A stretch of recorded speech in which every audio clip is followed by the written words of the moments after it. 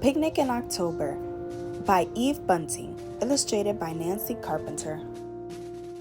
Dad and Mom and I take the bus to Battery Park. We're carrying the stuff for the birthday picnic. Mom has the cake. It's October 28, bright and sharp and cold, really cold.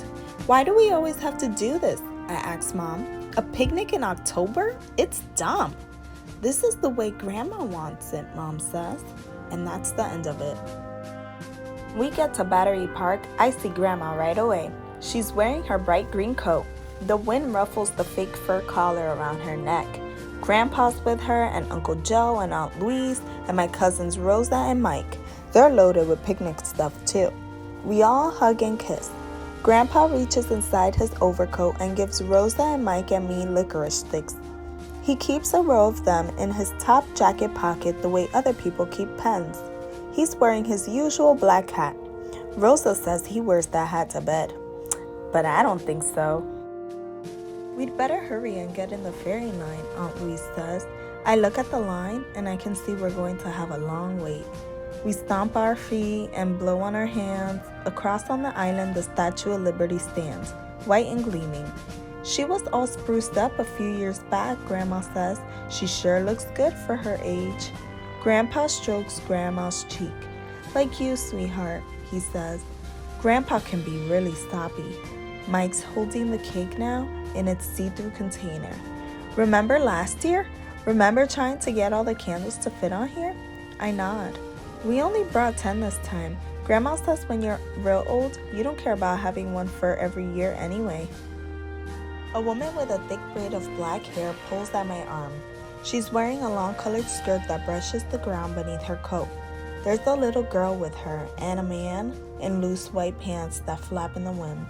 The woman tugs harder on my arm and points to the ferry, which is chugging away from the dock. She's talking to me and I don't understand the words, but I can see she's worried. What's she saying? Mike asks me. I think she's worried because the boat's gone, I say. I smile at the woman. It's okay, I say. There'll be another boat. I point at the ferry, then at the end of the line, then back at the ferry. I make a turnaround sweep with my arm. Another will come.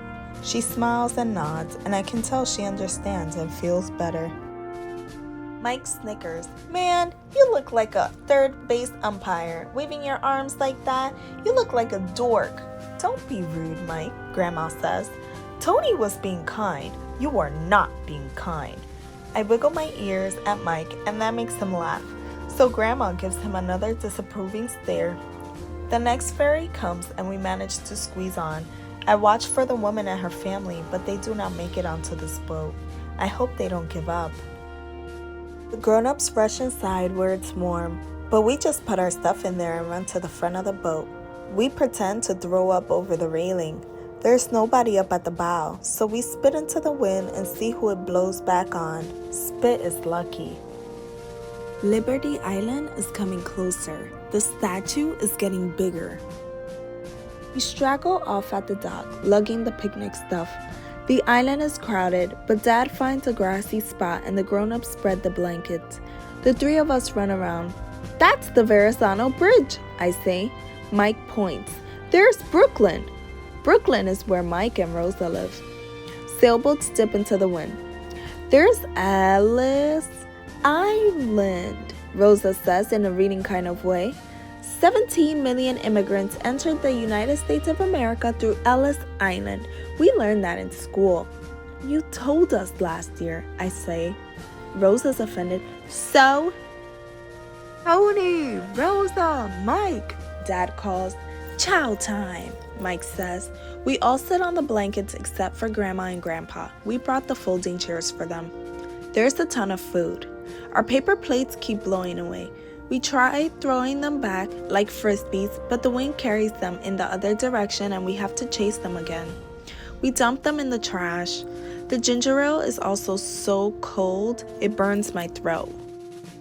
Lady Liberty gazes down on us with her calm old eyes. You'd think she'd get tired holding her arm up like that, Rosa says. I groan. Give us a break. She's not real. Grandma frowns. She's not alive, if that's what you mean. but she's certainly real, and so is what she stands for. She smiles at Grandpa. It's time for the birthday. Light the candles, Luigi. The wind blows out every match Grandpa lights. The candles lean towards Staten Island and the wicks get stuck in the frosting. We straighten them and make a hands barrier between them and the wind. It's a miracle they stay lit while Dad lifts the cake for Grandma to blow them out. They go with one huff when we take our hands away. Brava, bella, Grandpa cries. Brava means you're wonderful in Italian. Bella means beautiful. Grandpa is being sappy again. Dad refills our paper cups and we stand to face Lady Liberty. Happy birthday, we shout. We touch cups and drink. When I came from the old country, Grandma says, I came out here and I said, thank you, Lady Liberty. Thank you for taking me in. I spoke in Italian, of course, but she understands all languages. This is America, and I am here and I am a part of it, I thought. She says this every time.